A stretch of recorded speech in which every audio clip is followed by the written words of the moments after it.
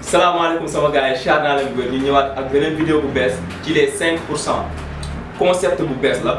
jël 5% si jeunes yi nga xamante ne ils sont rigoureux 5% des jeunes yi nga xamante ne xam nañ lu ñu war a def am na fu ñu jugee te xam nañ fu ñu jëm ba tax na tey ñu dalalaat Amadou Seck directeur général Vision d'Afrique nekk benn entrepreneur nekk nit koo xamante ne dafa teel a gëm boppam nekk nit koo xamante ne dafa teel a xam lu mu bëgg dafa teel a xam fi mu jëm ba tax na tey ma bàyyi leen ak Amadou Seck mu présenté wu. D'accord, merci Toby kontaan naa trop ci émission bi di nuyu internautes yi nga xamante ni ñu ngi seetaan di leen wax ne leen kontaan naa trop partager ak yow émission bi et nañu continuer seetaan vidéo bi parce que dinañ ci jëlee njëriñ bu am solo surtout ni nga ko waxee concept 5% boo xoolee àdduna bi les 5% ñoo koy doxal les 95% yi reste yëpp ay suiveurs lañ nan ngay jëlee jógee ci 95% dem ci 5% yi dinañ ko waxtaanee tey. ah waaw balaa ñoo dem ma leen di ñaan di leen wax ngeen abonné ci chaîne bi wax leen tamit ngeen may ñu benn pouce jàmm parce que tey li fi nar a waxtaanee nekk na li nga xamante ne dina am njëriñ bu baax a baax parce que Sénégal ñi jàngul ñu ëpp ñi jàng ba tax na sax ci ñi jàngul yi am na ñoo xamante ne jël nañ seen responsabilité pour créer business pour am ay entreprise Seck mi ci la bokk Seck est-ce que mun nga ñu wax pour sa jaar-jaar ba nga commencé entreprendre ba fii nga yegg si tey. Bon, merci. D'habitude, je pense que c'est la première fois que oui, parce que voilà, vraiment, si question, c'est la première fois que ce soit dans les médias sociaux, que ce soit partout dans les télés, parce que je m'ai invité sur Organibri, c'est la première fois que je vais raconter l'histoire. bind naa ko sama livre bi nga xamante ni dans les semaines à venir dina génn donc fa laa ko bind mais exclusivité nga xam ne pour ak ñi nga xam ne ñooy seetaan donc voilà man Amadou Seck laa tudd comme ni ngeen ko xamee su si ndongo daara boo nekkee sénégalais war nga xam lan mooy ndongo daara donc demoon jàngi comme bokk si ñi nga xam ne seen parents yi bu ñu ñëwee dañ leen di yóbbu ci daara yi ñu dem jàngi ma dem jàngi aw ma lu ñuy wax amour paternel ni amour maternel man fii laa ko mooy terme yi sax fii laa ko bu ma ko déggee yàggul c'était mun naa la vers 2006 waa 6 laa koy door a xam mais man ki ma yar mooy sama maam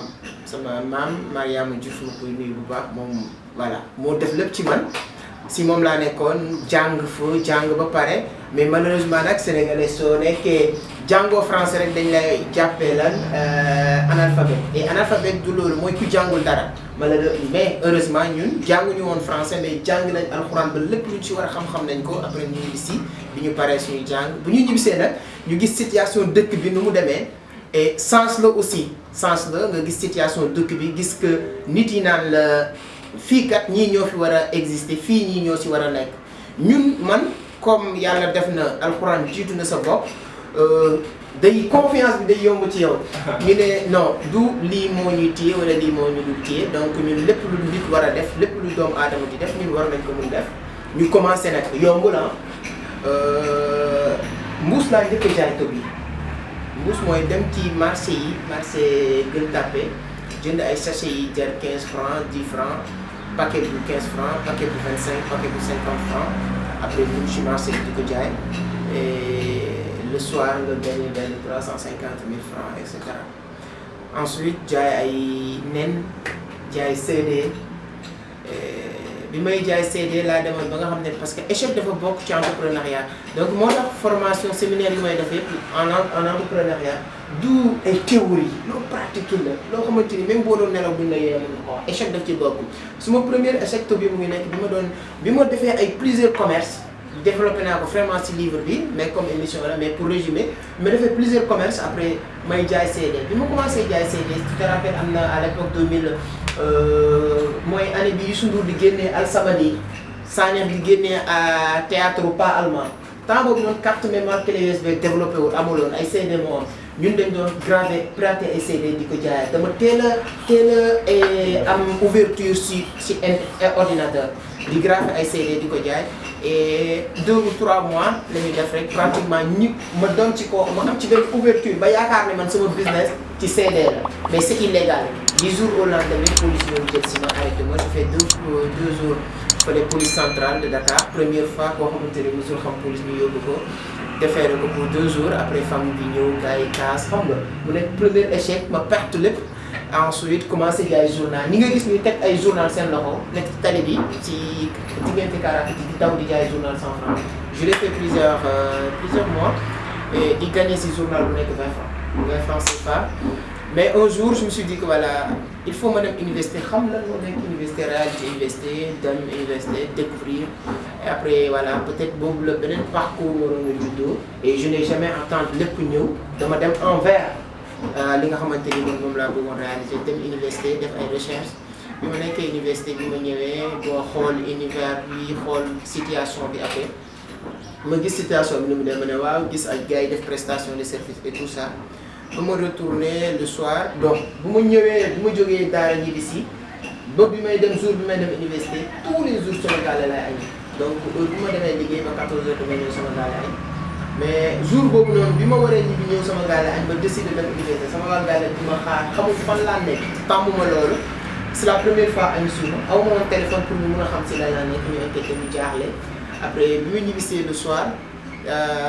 maire bi wax ma foo demoon ma ne université dafa tiit quoi. wax ma lan la après ba raconté ko sama journée et tout ça ñu waxtaan ma ne ko bon gis naa université c'est intéressant c'est intéressant foofu moom xam naa ne ku fa mun dem voilà surtout ñuy def prestation de service mais comme ça nii après dem naa nekkaat su lu ma nekkoon nekk maire bi si guddi bi bu mu nelawee lu ma ko expliqué travaillé na ko de telle sorte que si lendemain bi mu ne ma mais bon li ko doon wax démb ma fàtte naa ko sax su benn tonton jabaram université lay nekk jabaram université lay liggéeyee ma ne ko ah bon mu ne ma waaw ma ne ko ah ok d'accord moom mu dem gis tonton Oustaz Diop wax ko ne ko voilà expliquer ko l'histoire mu ne ko bon ça fait l'occasion man sama jabar sax mu doon wax dafa bëgg ko gérer foofu noonu après bi ma woowee mu ne même bon foofu tout se tourne autour de l'informatique et intelligence artificielle et tout ça loolu moo ko si jaaxal ma ne ko tons tu penses que ni nekk foofu ñoo gën a intelligent donc le confiance bi du loo xamante ni tey lay judd quoi donc mu ne ma ah bon tu penses que ni ko mu gérer ma ne ko bien sûr après noonu laa fa demee université 2009 commencé liggéey foofu mais bu may liggéey jamais ma limité samay pensées ou bien samay ambition ci box boobu noonu non après commencé fréquenter université commencé dugg fac droit dama miin université comme mu miinee Fadia voilà. def fa 1 an xam ñëpp xam ma mooy commencé am connaissance ak ñi nga xamante ni mooy amical yi commencé am amical Claudel bi gars yi di wax xam nga tey su ma nee fanaan naa Claudel presque 1 an peut-être ñu bëri dinañ wax ne comment ça c'est possible peut-être ñi nga xam ne am na ay étudiants sax yoo xamante ni xamuñ ne c'est possible pourquoi parce que dañ jàpp ne Claudel pour jigéen kese la mais am na lu ñuy wax logement provisoire bu jotee université ku nekk fu la neex ngay et relation bi ma amoon ak étudiants yi ak amicales yi permettre na ma si biir ma mun a nekk fu ma nekk biir université si campus bi noonu laa def pour jàng affaire yu bëri commencé nañ def ay recherche commencé lire voilà mun naa ne li ma jënd ci livre lire ko souvent damay tooñ sama rakk yi ne moo gën a seer seen parcours scolaire de CM2 à terminale parce que man j'ai récemment livre bi mu mënee jënd ren maa ngi ko jëndee 17 500 j'aime bien la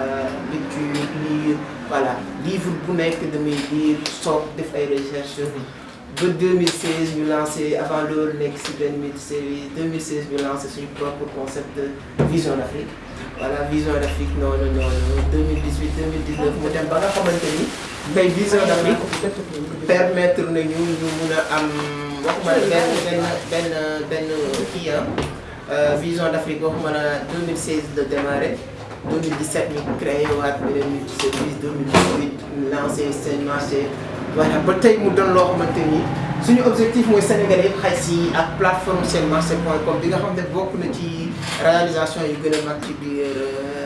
voilà Vision d'Afrique donc entre temps loolu la donc pour gën a am plus de détails maa ngi conseillé ay pour ñu jënd livre bi le parcours hors norme d'un entrepreneur autodidacte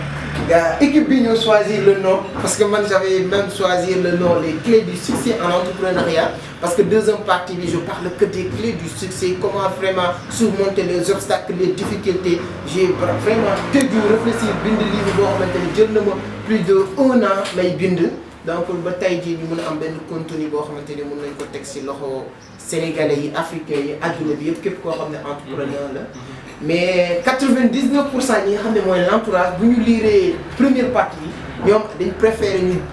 am tour boo xamante ni ci première partie bi lay jógee moo tax lu ñoo ñu changé ko noonu donc pour résumer daal d'une manière ramassée c'est ça quoi c'est ça. waaw bëggoon nañ ci gën a ñëwaat mais da nga xaw a cof sama xel tuuti parce que parcours bi nga am c'est pas facile dégg naa nga ne jaar nga central def nga lu ñuy tuddee piratage peut-être temps yooyu noonu ba nga koy def xam nga rek ak xel bi nga amoon ak mentalité bi nga amoon jàppoon nga ni lépp loo soomu rek da nga ko war a daan parce que boo nekkee jeune parmi les jeunes da ngay xam ni nga bëgg tey jàppoon nga ni yoon boobu noonu ci yoon boobu nga nekkoon jàppoon nga ni loolu mooy yoon bu baax bi ba après da nga xalaat nga xam ni fii du yoon bi nga war a jël ba tax na jàngal na la mais est-ce que mën nga ñëw tuuti ci li métti li nga xam te ne suñu bopp parce que instant bi gars bi ñu gisee amul sekk dañ naan neex na dañ naan voilà booy bi ñu koy gis mi ngi dugg fii xam nga booy bi ñu ngi koy gis mi ngi ànd ak kii mi ngi dem ci ay séminaire xam nga mi ngi sol ay poste mi ngi def lii yor na xaalisam mi ngi def business parce que entrepreneur la mais entrepreneur boobu dafa am fi mu jaar te man wax nga fi nga jaar mais dama bëgg nga ñëwaat ci moment yi nga xamante ne yow da nga doon tuuti moment yi nga xamante ne da nga moom fii voilà fii moom j'ai tout perdu fii moom dama daanu carrément parce que Sénégal bëri na Sénégalais yi ñuy si actuellement ñu ngi dund loo xamante ne métti na ñu ngi dund li nga xamante ne jàpp nañ ni dañoo war a def loo xamante ne daganul pour ñu war si mën a génn te yow amaana tolloon nga ci moment yooyu noonu lan nga doon jël ak lan moo la gën a inspiré nga xamante ne da nga ne woon lii fii moom foofu ma génn. voilà comme moo rek bon munu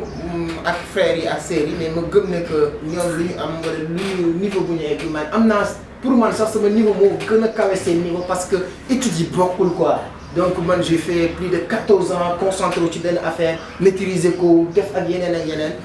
bon après nag ma ne kon man mënatuma xaar X ou Y pour génn ci donc il fallait que ma génnee ci sama bopp je n'ai pas de plan B plan B mooy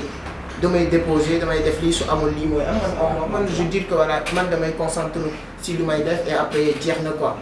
donc comme noonu commencé ay affaire muy marché ndànk-ndànk di marché ndànk-ndànk di marché ndànk-ndànk di marché ndànk-ndànk di marché ndànk-ndànk di marché ndànk-ndànk ba am comment il s'appelle ba commencé jaay CD foofu laa gisee que ne pour man am naa ouverture du jour au lendemain nga xëy yeewoo prison bokk na ci échec yu gën a mag bokk na ci jour yoo xamante ni aussi mënuma ko fàtte voilà xale la à l'époque même pas 18 ans sax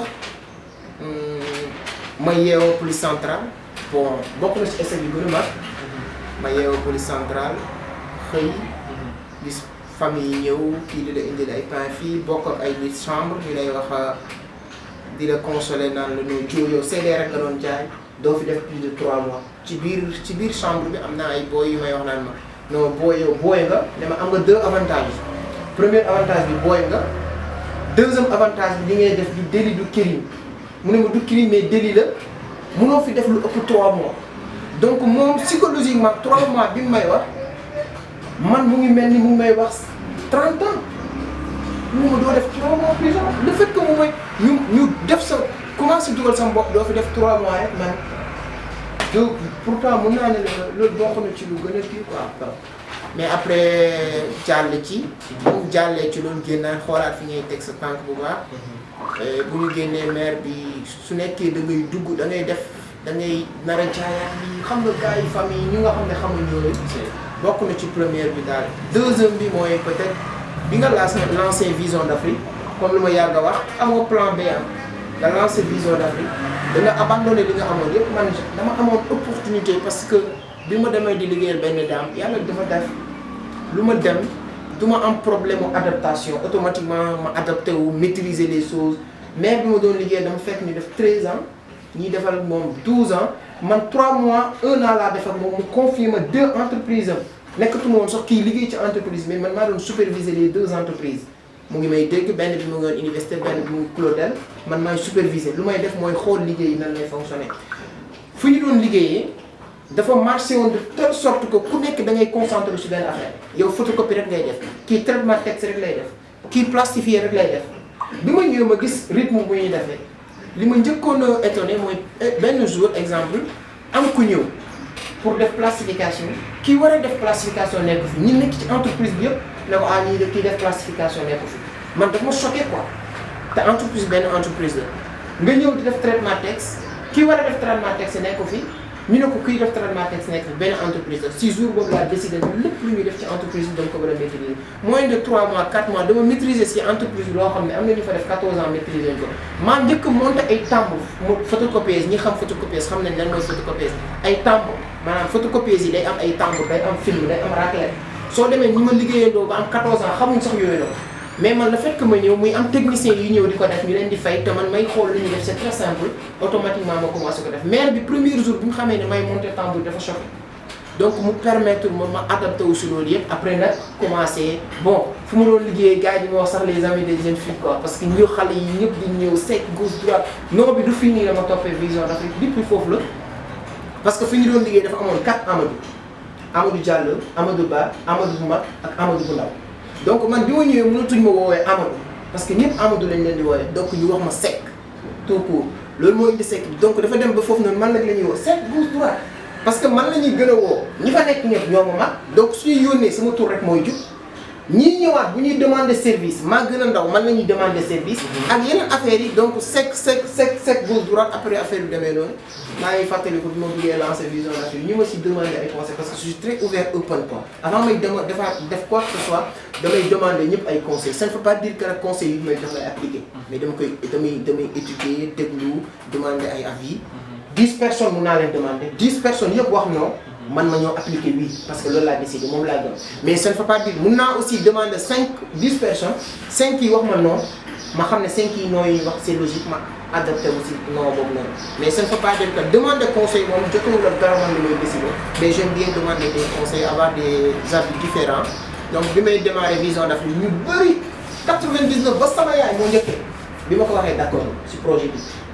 non tu travailles avec sa bàjjen ça marche ñu ngi lay fay xaalis lu ñu xam rek mooy salaire quoi donc maa leen jox rendez-vous ci chaîne bi dinaa leen defal benn émission wala dinañ defaat benn émission boo xam ne dinañ wax uniquement ci lan mooy différence su salaire ak entrepreneur c'est-à-dire business voilà. donc bi ma comprendre et ma teel a doon koo xam ne dama am benn vision quoi ma ne non man du salaire maire bi rek moo ma intéressé quoi donc. deuxièmement maire bi li ma waroon jàng si woon jàng naa quoi dem naa ba xam ne côté expérience quoi amul lu may apporter waatal quoi parce que dem naa ba au fond quoi sës naa quoi plafonné naa ak entreprise am lépp lu muy def maîtriser naa ko ni ñuy fonctionner ci entreprise bi maîtriser naa ko ñuy ñëw léegi ci entreprise am maa leen di gérer kuy ñëw ci entreprise bi man lañ koy boole ma gérer la donc côté expérience doonatul lu may nii et foofu noonu laa gën a commencé li ñuy wax à commencé def ay recherche def ay études entrepreneuriat commencé lire ay livres commencé dem ci ay affaires yu bëri may commencé am beneen ouverture ma gis importance su liggéey Sénégalais yu bëri africains yu bëri seen problème mooy une fois que nga proposé leen liggéey li ñuy njëkk a xalaat mooy terme financier lan la ñuy gagné en liquidité mais man lu ma comprendre mooy li ma war a njëkk a gagné mooy en terme d'expérience d'ici quelque temps quelle personne que je vais devenir loolu moo gënoon important si man et ma xam ne ci entreprise bi personnalité bi ma waroon doon naa ko c'est fini mënatuma ko dépasser expérience bi ma waroon am naa ko terme financier xale la desal na ma lu bëri ba actuellement man ma jàpp ne man dama sama objectif mooy faire partie des plus grands milliardaires de ce continent man quand je parle de termes de financier je ne parle pas en tant que jeune Sénégalais mais en tant que man je me vois comme un Africain franchement je me vois comme un Africain donc sama entreprise dama bëgg mu doon loo xam te ni day visible le nom ce n'est pas du tout hasard de choisir Vision d'Afrique donc ma ne kon côté expérience am na feneen fu ma bëgg a dem côté personnalité am na feneen fu ma bëgg a dem il faut que je me lance quoi sur l'entrepreneuriat ce sont les plus grands risques que j'ai pris parce que même parents yi d'accord aussi ma jël ko et souvent dañu naan boo jëlee décision rek ñu bëri bañ ko xamal ne décision boobu noonu en général mooy décision bu gën a baax booy xool entreprise yi fi gën a mag booy xool ba ñuy commencé kenn gëmu leen woon ba ñuy commencé bu ñuy wax seen histoire ne lii laa bëgg a créer dañ naan leen yéen da ngeen dof wala ñu ne la yow waroo quitter sa job wala ñu ne la yow comprendre lu xew parce que nit ñi dañoo ragal risque te àdduna bi ñi risqué kese ñooy gagné bu fekkente ne li ngay risqué bëri na yow yaa nekk nga xamante ne li ngay gagné moom kii bu risqué wul woon créer entreprise bu risqué wul woon quitter fi mu nekkoon du am li mu am ba ñu koy woo di ko invité ay télé wala ñu koy woo di ko demander di ko solliciter tout le temps donc yow mii nii di si rendre ak yow mii nga xamante ne jàpp nga ni instant bii nii xam nga sa travail daf la fàtt yow mii jàpp ni travail bi day jël sa temps de 8h à 16h am nga benn opportunité parce que Afrique li fi nekk bëriwul am nga benn opportunité boo xamante ne c'est extraordinaire parce que lu ñuy wax rek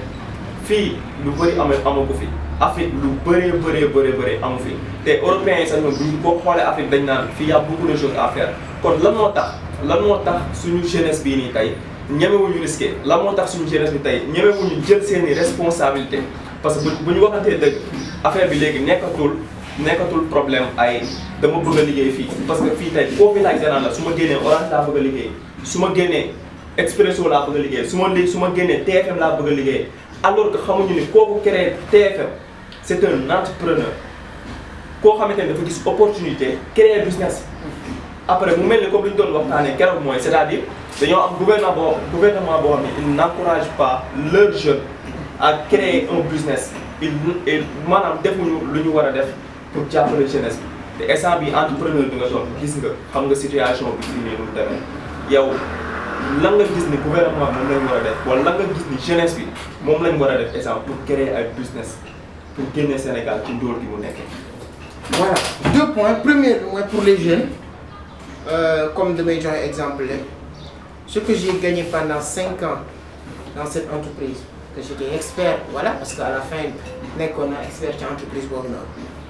Ce que j'ai gagné en termes de finance pendant 5 ans, je l'ai gagné en moins de 1 an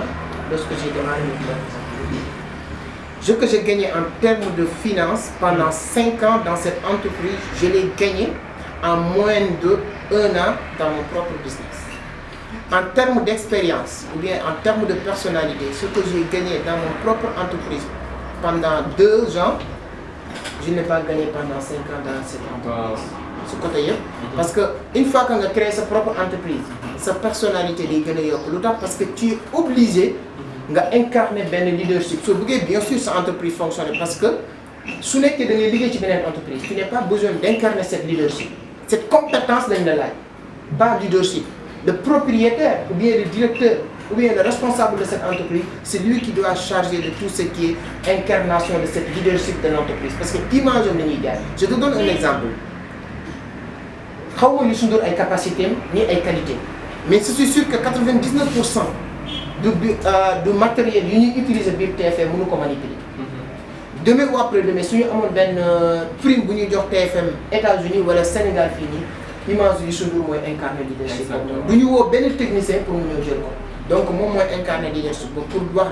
jeunes, il faut que nous gérions cette responsabilité d'abord. Ramener, comme professeur Bassirou Diagne, l'essai total aux États-Unis. J'aime bien rappeler cette phrase parce que c'est important. L'essai total aux États-Unis, moi, que am un diplôme, l'État fédéral américain employé pendant des années, qui a essuyé totalement votre vie. Et là, moi, réussir, moi, qui n'a pas maintenu, peu importe le niveau que vous avez, parce que réussir dans la vie, je prépare une vidéo si apprendre à entreprendre, je vais expliquer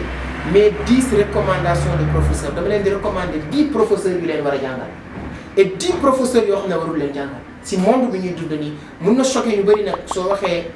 professeur bi nga xam ne day jàkkaarloo yow di la jox rek ngay réciter di réciter après dem copier amatuñu njëriñ nekkatuñ ci ay monde boobu. c'est vrai les gouvernements ñoom awma sax lu ma leen wax parce que bu ñooy créer business ñoom lu ñuy créer mooy environnement possibilité c'est-à-dire gis jeune sec te dit bu créer entreprise ñu ne ko léegi yow gis nañ ne créé nga sa entreprise pendant 2 ou 3 ans sans kenn donc entreprise bi léegi lan la soxla ñu accompagner ou bien mënuñ la accompagner lan mooy difficulté wu entreprise bi ñu jéem a dindi obstacle yooyu noonu soo demee pays développé noonu la ñuy fonctionner mais pas que état mooy créer emploi su président waxee day créer ay 500 000 emplois par an moom moo def lu tax sénégalais yi jóg di ko wax ne ko li nga waxoon amul. parce que il est mal entouré ñi nga xam ne ñoo koy conseiller ñoo ko waruloon seetaan sax muy promoser genre moo yooyu. donc deuxième chose bi nga xamante ni moom la état war a def mooy di wax dëgg population bi quoi parce que am na yoo xamante ni c'est du n'importe quoi pour ne pas dire que c'est des mensonges quoi parce que état war na am notoriété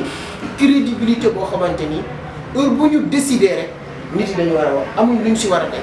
soo gisee démb rek ak situation coronavirus bi ñuy tudd démb président de la république bu ñu def discours nga génn ci dëkk bi ñëpp a def sela ñëpp ñu ngi déglu attentivement président li muy wax mais après bu discours bi jeexee ñëpp bon dabi comme parce que mooy joxatuñu sénégalais yi joxatuñu valeur ou importance seen kàddu et parole njiit dafa doon lu am solo mu ngi mel ni yow nga nekk Vision d'Afrique nekk PDG Vision d'Afrique et lépp looy wax du doon nit yi duñ ko gis ci biir Vision d'Afrique mais après yow ñi nekk ak yow biir Vision d'Afrique ban respect dañuy am ak yow et li gën a am importance mooy respect donc gouvernement yi nañuy wax seen population yi dëgg nekk fi pour seen population bàyyi sàcc xaalis yi ñu def parce que boo ko waxee loolu kese la sàcc xaalis rek lañ fiy nekkee et Afrique ngay gis ak Sénégal politicien bu nekk milliardaire ça n'existe nulle part parce que man étudiant naa parce que man j'aime bien man je parle que de l'argent ñëpp xamee dañ ma ko quand il s'agit de l'argent ñu ne woowal Seck parce que ça ne veut pas dire que dama am xaalis mais j'adore l'argent moi je suis comme ça parce que je suis pas hypocrite pour dire que bon l'argent ne m'intéresse pas man lu ma yàlla jox man je ne suis pas comme ça man je veux devenir milliardaire je vais le devenir ou pas ça ne dépend pas de moi mais c'est ça que je veux donc su ma gisee da nga koy xam si man mais moo tax man su ma gisee ku nekk milliardaire rek damay def Jack Ma Jeff Bezos Warren Buffett képp koo xam ne Bill Gates ku soo amee ay milliards rek man je m'en fous de sa yow en sa personnalité mais nan nga def ce processus ce parcours daf may intéressé gisaguma si koo xam ne politicien parmi ñëpp et limité woo ko Sénégal Afrique partout dans le monde Sénégal rek ngay gis africains yi ay politiciens milliardaires sànni xam nga politique lan la doon tam politique ak enseignant mooy sacerdoce la pour ki kay def un politicien un homme comme Toby comme Seck mu ne man j'ai envie de participer au développement de la cité maa ngi dëkk HLM dama bëgg a apporter quelque chose pour la propriété pour l'avancement des HLM donc loolu noonu mooy rôle politicien boo demee ba bàyyi ko lan ngay wax mooy ne man j'ai contribué grâce à telle personne HLM am nañ léegi Dakar am nañ léegi Sénégal loolu kese mooy rôle Barack Obama dafa am ay oto Barack Obama amul sax kër dañ ko jël état bi moo leen di fayal fi ñuy dëkk mais lu ñu bëggoon am nañ ko mooy apporter nañ dara États-Unis demain ou après demain fii des siècles dinañ xam ne lii la ma politiciens yi apporté mais ay politiciens yoo xamante ni fii lañ fi gis démb yoo xamante ni duñu woon dara tey ñoom ñëpp ay milliardaires la mais ça c'est du même loolu mooy révolte dëkk mooy tax nit yi mer parce que nit ki buy liggéey pendant des années mënul am milliards mu gis koo xam ne day def politique moins de 6 mois mu fi dawal ay mu nekk milliardaire di ba pare di wax ay chiffres yoo xam ne c'est exorbitant chiffres yoo xamante ni da ngay citer ay 600 milliards 1000 milliards mais loolu ñun ñëpp prison la waroon faral. en tout cas gouvernement yi il faut ñu wax dëgg population bi bàyyi di fen peuple bi. deuxièmement jeunes yi bañ a dépendre ci yooyu quoi. Exactement parce que concept bii nii pour rappeler vous pouvez abonner sur la chaîne et aussi nous laisser des pouces bleus. Et en ce moment fu ñu toll monde bi on n'a plus besoin des investissements gratuits c'est-à-dire nekkutul damay dugg ci politique pour enrichir maa ngi doon dégg benn entrepreneur bu mag bi ñu naan coon ñaa mu koy wax nee na comme li nga wax Afrique rek ngay gis politicien bu xamante ne da ciy dugg en 2 ans mu am ay biens yu bëri am privilège yu bëri am ay passeport diplomatique alors que les cartes doivent être redistribuées pour man instant bi on n'a plus besoin de ça ce qu'on a besoin de mooy 5% yi raison pour laquelle ñu lancer concept bi te di leen wax ni boo leen xamee koo xamante ne il dit comme ce que nous disons 5% yi la bokk mooy ñi nga xamante ne ils se disent que ils ne vont plus croire à ce qu'ils voient à la télévision gëmatuñ li ñuy xool ci télé gëmatuñ état bi gëmatuñu kenn lenn lañ gëm mooy dañuy créer ay business lancer suñuy entreprise avec ou sans le gouvernement on va le faire parce que ñun loolu lañ gëm loolu mooy 5% yi léegi c'est que lan ngay wax 95% jeunes yi nga xamante ne dañuy tëdd 4 heures du matin di yeewu 14 heures wala 16 heures jeunes yi nga xamante ne seen téléphone kese lañu nekk Snapchat Facebook Instagram jeunes yi nga xamante ne ñoom dañuy xaar jeunes yi nga xamante ne dañuy topp ci ginnaaw politiciens yi jeunes yi nga xamante ne ñoom ils rêvent de travailler pour quelqu'un même s'il travaille pour quelqu'un voilà loolu c'est pas diable parce que yow def nga ko. man it tamit peut-être dinaa ko def peut-être tamit duma ko def ça dépend de moi mën naa liggéey ci benn boîte pour am expérience après pour créer sama business. la ngay wax ci jeunesse bu nga xamante ne ils sont très participatifs jeunesse bu nga xamante ne boo leen waxee ay affaire entrepreneuriat sax ñoom dañuy taw parce que xamuñu lan la ngay wax ci jeunesse bi nga xamante ne instant bii nii xamutul fu ñuy teg seen temps c'est quoi le vrai message de 95% des jeunes. C'est simple, réveillez-vous, réveillez-vous, réveillez-vous. Parce qu'ils sont en train de dormir. Voilà, nous sommes ici, pour y aurait ce téléphone portable. Je disais les Américains accès à une smartphone. Parce que moi, je dors l'argent. Voilà, j'aime bien le répéter. Je disais les Américains, les anglophones avec leur téléphone smartphone. D'où pour Snapchat, d'où pour Facebook, d'où pour Instagram. Pour dire ay part ay position ci marché forex la bourse ainsi de suite comme yooyu loolu mooy avantage trading. Donc trading bu nekkee da nga yor sa téléphone portable nga yeewu 14 heures nit bu normal war ko def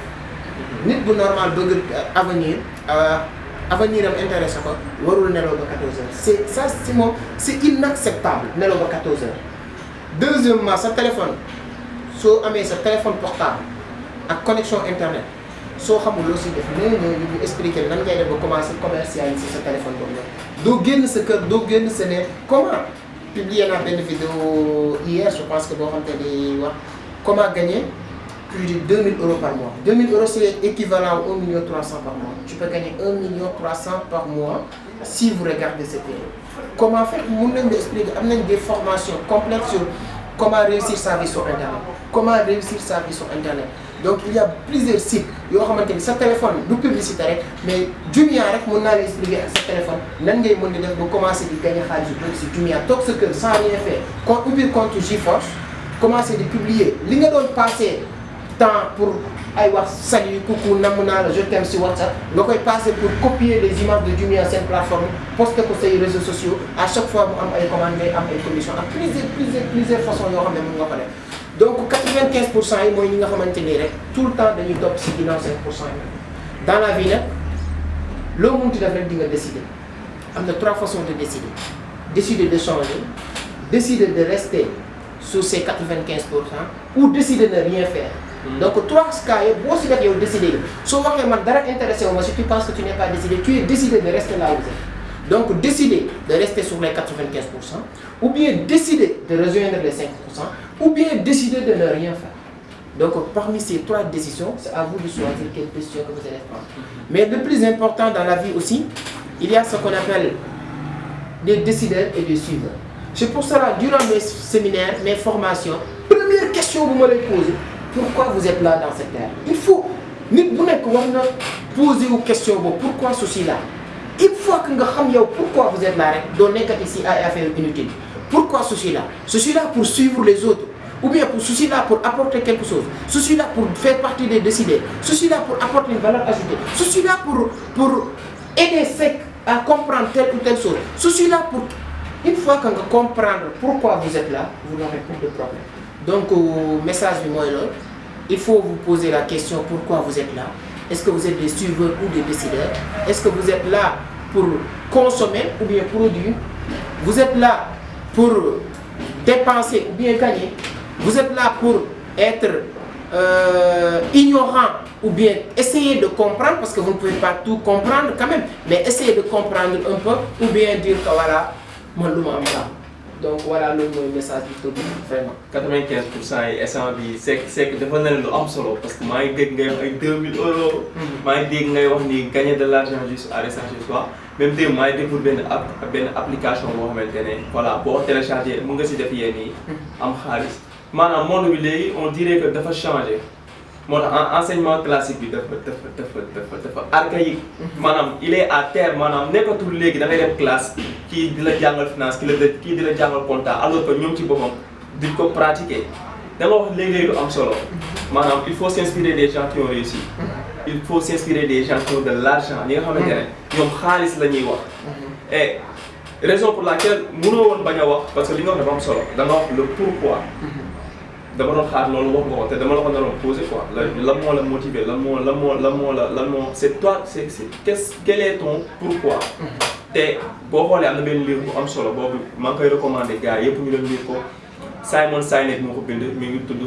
commencer par pourquoi. àdduna lépp looy dugg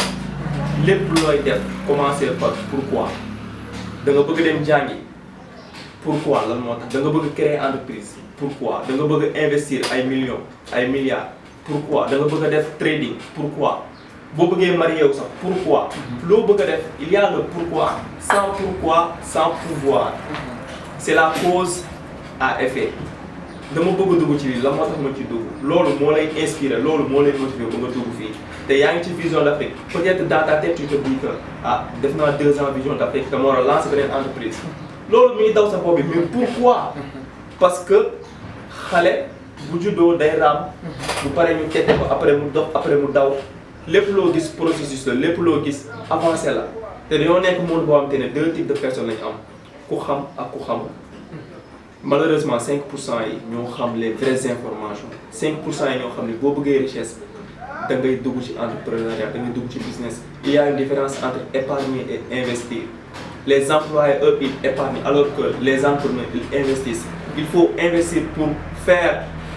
le levier dugal xaalis am leneen loolu la ñuy wax mais dans la halal dans le licite. Alors c'est émission bi neex na trop instant bi 5% yi ñuy déglu xam naa instant bi ils sont très contents léegi rek ma laaj la